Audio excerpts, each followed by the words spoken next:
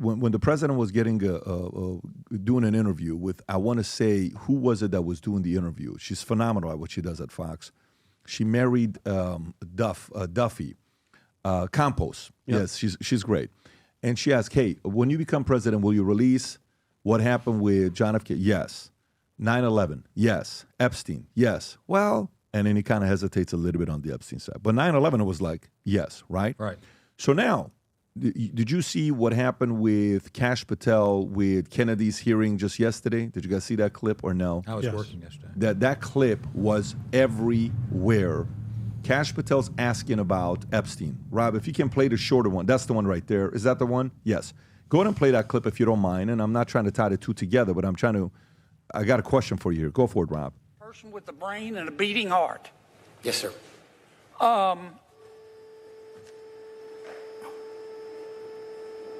Did Jeffrey Epstein hang himself or did somebody kill him? Senator, I believe he hung himself in a cell in the Metropolitan Detention Center. Are you going to release all the information about that? Senator, we are working through that right now with the Department of Justice. When do you think you'll have it done, Cash? I think in the near future, sir. Like before I die? Senator, we've been working on that, and we're doing it in a way that protects victims and also doesn't put out into the ether information that is irrelevant for production of the public, such as CSAM. Thank you, Mr. Chairman. Okay, so. Senator Reid. Question. Mario Cuomo, who you quoted earlier, okay, said, most people campaign in poetry, but they, govern in prose, right? Like you'll say all the stuff they want the people to hear, and then you become in there, you're like, whoa, kind of have to do a different thing. I can't do 80% of the stuff that I said. Most, right? This is why nobody trusts politicians. Few statesmen, many politicians. We know the difference. President Trump, positions himself as a statesman that has the brass to go up after people, and he's not afraid. For him to say some of the stuff that he's done, takes a lot of brass to do what he's doing. The trade war, not easy. The average person cannot do it. It's a very risky thing to do. He has the brass to do it. We all know that. Between the two things to release, what do you think is riskier for them to release and why? Is it to open up a presidential commission, to go investigate 9/11 or release the Epstein files? Because it seems like we were supposed to get this information, and now they're just kicking it down and, 2 more months and 2 more months. Trust me, people are going to forget about it. 2 more months and 2 more months. Do you think that's the deep state that's coming in and saying you cannot release this to anybody? Who do you think it is, and do you think President Trump will pursue 9/11? Well, I've never met Donald Trump, and I do think he's the only person right now in America that can get us back on a normal track about the way this country was designed when I taught school for 7 years in Pennsylvania. My personal bias is I want 9/11 addressed because it is the largest single attack in U.S. history. It's the largest loss of life in our country, and in my opinion, I don't think it was an accident. I think there was deliberate involvement in what I've seen to cover it up, and I want to know why. With the Epstein case, I've not done an investigation. I think that's probably more of a personal thing, where the deep state may have information on people that they are threatening people with if that comes out. So you leak it, it's worse because you can't hold them hostage. So you're using the data to hold people accountable? The key thing for Donald Trump is to take the initiative and be the aggressor and analyze all of those deep state bad people and what they've done. Their bank accounts, what they hold now, their relationships. None of us know any of that. And start to expose that. 9/11. Well, not only that, everything they've been involved in.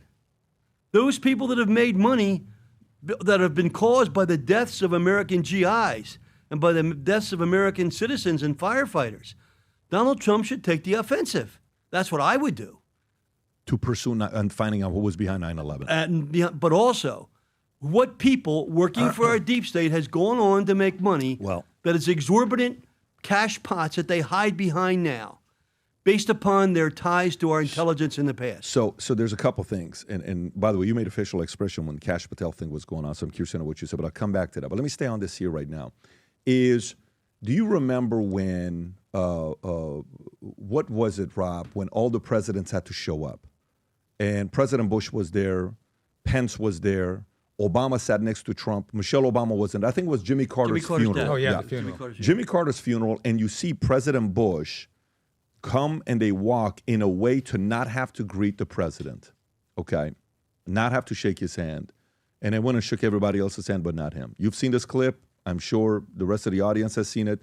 If you have it, just type in Trump, Bush, Carter funeral. Trump, Bush, Carter funeral, and show the clip of them walking in specific. That's the one right here. Watch this.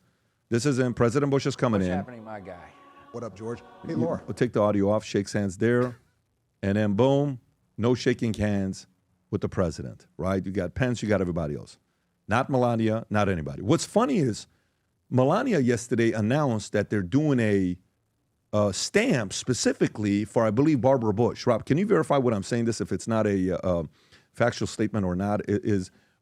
Melania Trump announces stamp Barbara Bush. Yeah, I'm right. So Melania Trump announces yesterday, unveils Barbara Bush's stamp. She left an undeniable mark on our hearts. Okay. So first I see this Jimmy Carter situation at the funeral, and I see Bush doesn't talk to Trump, maybe because he's about to release 9/11. Bush is worried about it because maybe he was linked to it on the deep state. You know, that whole thing that we're talking January 20th, 2001 is an issue there. Okay. Then I think about, is he capable of talking about 9/11? If there's ever been a president that would be interested in wanting to do a presidential commission on 9/11, I believe it's President Trump. Let me explain to you why. One, he's from New York. Two, when it happened, they interviewed him. Rob, do you have the clip what happened when they interviewed the president? He was one of the most honest, straight up feedback that he gave on what happened, where this is not with any research. Building This 7. is with nothing. Yep, I saw it. When it took place, and this is what the president said on 9/11 when this took place. Go ahead, Rob. Great. Donald, you're probably the best known builder, particularly of great buildings in the city. There's a great deal of question about whether or not the damage and the ultimate destruction of the buildings was caused by the airplanes, by architectural defect, or possibly by bombs or aftershocks. Do you have any thoughts on that? Well, it was an architectural defect. You know, the World Trade Center was always known as a very, very strong building. Don't forget, that took a big bomb in the basement. Now, the basement is the most vulnerable place because that's your foundation. And it withstood that. And I got to see that area about 3 or 4 days after it took place because one of my structural engineers actually took me for a tour because he did the building. And I said, I can't believe it. The building was standing solid, and half of the columns were blown out. I mean, so this was an unbelievably powerful building. If you know anything about structure, it was one of the first buildings that was built from the outside. The steel, the reason the World Trade Center had such narrow windows is that in between all the windows, you had the steel on the outside. So you had the steel on the outside of the building. That's why when I first looked, and you had big, heavy I-beams, when I first looked at it, I couldn't believe it because there was a hole in the steel. And this is steel that was, you remember the width of the windows in the World Trade Center, folks. I think you know, if you were ever up there, they were quite narrow. And in between was this heavy steel. I said, how could a plane, even a 767 or 747, or whatever it might have been, how could it possibly go through the steel? I happen to think that they had not only a plane, but they had bombs that exploded almost simultaneously, because I just can't imagine This is on anything 9/11 being able to go saying. through that wall. Most buildings are built with the steel is on the inside around the elevator shaft. This one was built from the outside, which is the strongest structure you can have, and it was almost just like a can of soup. You know, Donald, we were looking at pictures all morning long of that plane coming into building number 2, and when you see that approach the far side, and then all of a sudden, within a matter of a millisecond, the explosion pops out the other side. Right. I just think that it was a plane with more than just fuel. I think, obviously, they were very big planes. They were going very rapidly because I was also watching. So, you know, when you see something like this, you see him being from New York. You see his background being real estate. You know he knows all the dark people in New York.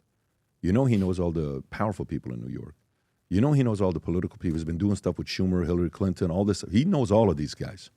If there is a guy that would reopen this up to find out what only one. he's the only one. Exactly. I think in our lifetime, the only one with the brass and the qualification to do it is him. And you are one of the only people that he'll listen to, which is why he came down to Florida on behalf of the firefighters of America to tell Donald Trump to convene and name a presidential commission.